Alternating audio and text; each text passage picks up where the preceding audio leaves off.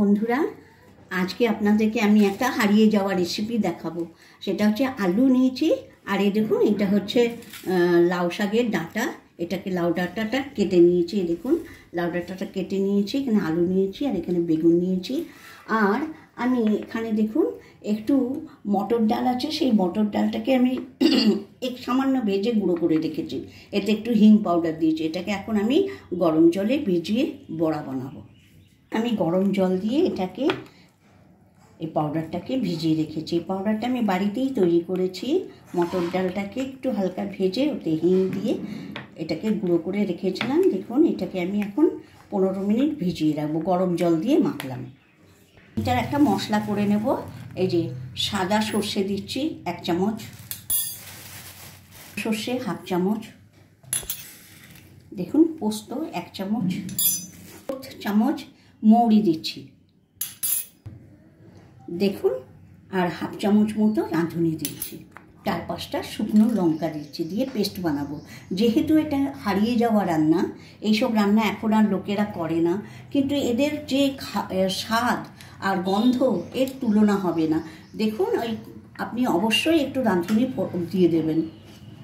স্বাদ অনুসারে একটু নুন দিয়ে দিচ্ছি। এবার এটাকে খুব ভালো করে ফেটাবো। এখন একটু বেকিং সোডা মানে খাবার সোডা দিয়ে দিচ্ছি। আমি সর্ষের তেল কড়াইতে দিয়েছিলাম গরম করতে, গরম হয়ে গেছে। আর সম্পূর্ণ তরকারিটা আমি সর্ষের তেলে করব। এবার দেখুন আমি বড়াগুলো ভেজে নিচ্ছি। দেখুন আমার হয়ে গেছে। এবার আমি এগুলো ভাজাগুলো তুলে নিচ্ছি। বড়াগুলো তুলে নিয়েছি, ওতেই সর্ষের তেল দিয়েছি। সর্ষের তেলটা গরম হয়ে গেছে। এবার আমি 5 ফোড়ন দিচ্ছি আর তেজপাতা ফোড়ন দেব।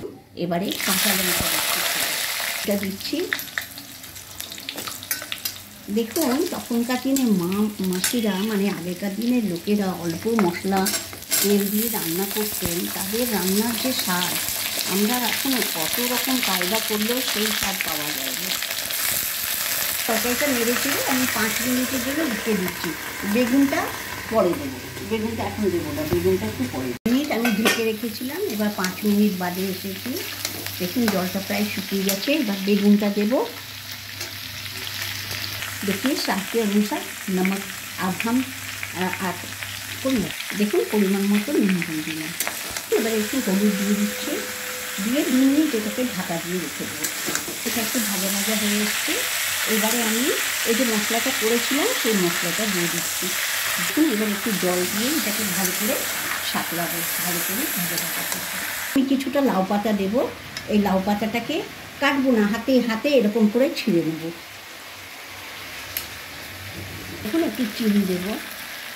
যেহেতু ডাঁটার তরকারি, লাউ ডাঁটা শাকের তরকারি, এতে আমরা বাঙালিরা একটু চিনি দিই, খুব দারুণ লাগে খেতে। মশলাটা একদম ভাজা হয়ে গেছে। আর খুব অপূর্ব একটা গন্ধ বেরোচ্ছে, মৌরি আর রাঁধুনি, অসাধারণ একটা গন্ধ বেরোচ্ছে। এবারে আমি লাউ ডাঁটাটা দিয়ে দিচ্ছি। সবজিটা ডুববে এরকম একটু জল দেবো। ব্যাস হয়ে গেছে তরকারিটা। এবার আমি একদম লাস্টে এই বড়াগুলো দিয়ে একটু নাড়াচাড়া করব। দেখুন বড়াটা দিয়ে কিন্তু বেশিক্ষণ ফোটাবো না, 1 মিনিট, তারপরেই নামিয়ে দেবো। এই দেখুন আমি ধনেপাতা দিলাম, এবার নামিয়ে দেবো। একদম একটা সাধারণ তরকারি, কিন্তু অসাধারণ খেতে লাগে। আর যারা নিরামিষ খান তারা তো অবশ্যই এটা ট্রাই করবেন। খুব দেখুন আপনাদের যদি ভালো লাগে অবশ্যই আমার চ্যানেলটাকে সাবস্ক্রাইব এবং সাপোর্ট করবেন।